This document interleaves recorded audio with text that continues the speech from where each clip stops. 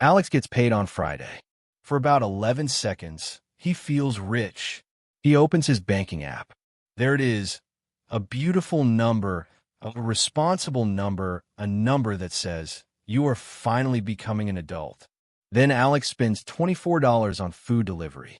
Nothing serious. Later, he buys a shirt, still fine. Then a small package arrives from Amazon. Alex doesn't remember ordering it, but apparently Thursday Alex had plans.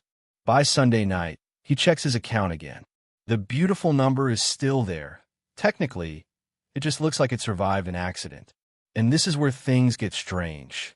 Because Alex is not bad at math. He knows $20 plus $20 plus $20 eventually becomes a problem. But later that week, he spends 15 minutes searching for a coupon to save $4. And then, the same evening, he spends $78 at dinner because, well, we're already here. Same person, same money. For dollars matters, $78 doesn't. So what exactly is going on? The answer starts with something Alex has wanted for months, a new laptop. His current laptop technically works. It just sounds like it's preparing for takeoff whenever he opens more than 3 tabs. Alex has saved some money and he can afford a new one, but every time he looks at the price, he closes the website. $900, too much. Alex tells himself, "I don't need it," which would be convincing if he didn't reopen the same page 6 hours later. Then one evening, something changes. Alex sees another laptop for $1,700, and suddenly the $900 laptop looks reasonable. Same laptop, same price. Yesterday it was expensive. Today it looks almost responsible. Alex hasn't become richer. His brain has simply been shown a worse number, and now it has something to compare against. This happens everywhere. A restaurant puts a ridiculous $120 steak on the menu. Maybe almost nobody buys it, but it doesn't have to sell. It just has to make the $42 steak look like financial discipline. The first number becomes an anchor, and once the anchor drops, everything around it starts moving. Alex keeps looking. $900, $1,100, $1,400. Now another thought appears. If I'm already spending $900, what's another $200? This sentence has probably destroyed more budgets than inflation. But Alex doesn't buy anything yet. He closes the laptop, very mature. The next morning, he rewards himself for this maturity by buying an $8 coffee. Alex owns coffee at home, good coffee. He even bought a machine because it would save money. The machine cost $400, so at its current usage rate, every cup has the financial efficiency of a private jet. But $8 doesn't feel like real spending. It feels small, almost invisible. And this is one of the first tricks money plays on us. Your brain doesn't treat every dollar equally. It puts money into little invisible boxes: rent money, food money, savings, vacation, and one very dangerous box called "I've had a long week." That box has no budget.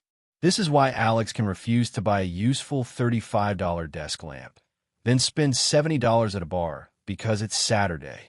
Same bank account, different story. A few weeks later, Alex gets an email from work. Unexpected bonus of $600. Now watch what happens. If someone had told Alex, "Take $600 out of your savings and spend it tonight," he'd probably say no.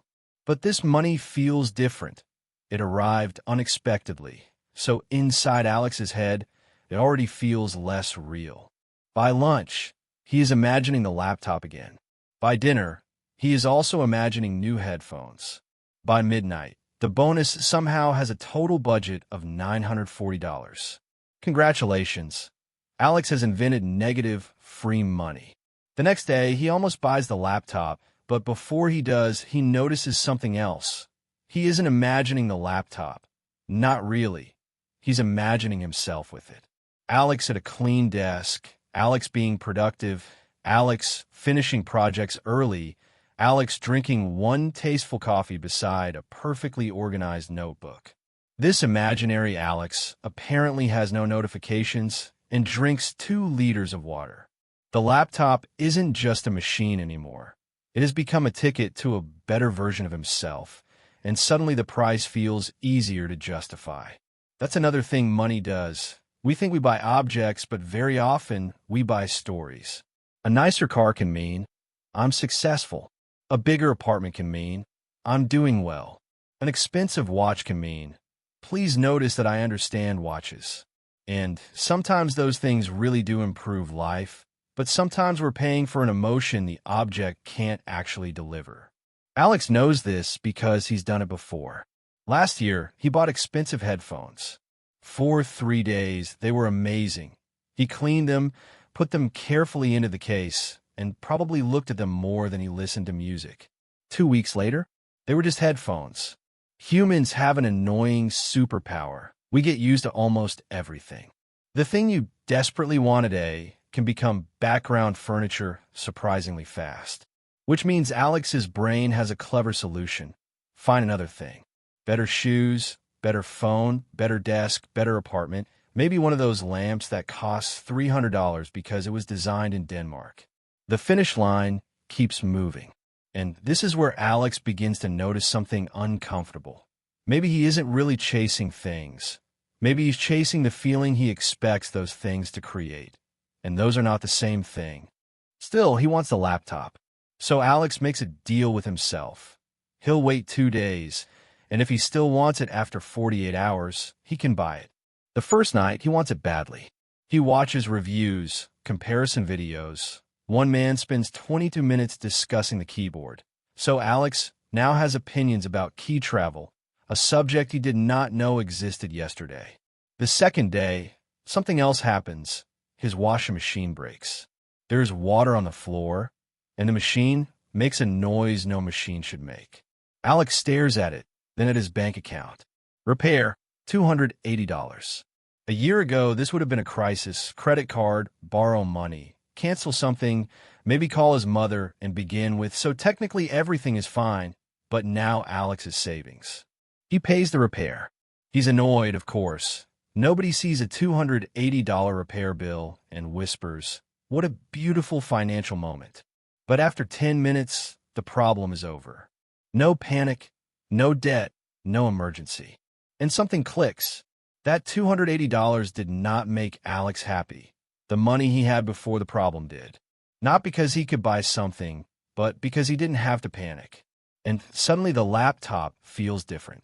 For years, Alex thought money was mainly useful because it bought things, but now he sees another use. Money can buy distance between a problem and disaster. A broken washing machine is annoying. A broken washing machine with $14 in your account is a life event. A bad boss is unpleasant. A bad boss, when losing one paycheck means missing rent, can feel like a prison sentence. A canceled flight is frustrating. A canceled flight when a new ticket destroys your budget becomes the opening scene of a documentary about a man losing his mind at gate 14. Same problem, different amount of financial space. That night, Alex opens the laptop page again. $1,100. He can afford it. And that's when he realizes something surprising. Being able to afford something doesn't automatically mean he wants to trade his freedom for it. That's a very different question. So Alex tries a small experiment. Before buying anything expensive, he asks, what am I actually trying to buy? Not the object, the feeling.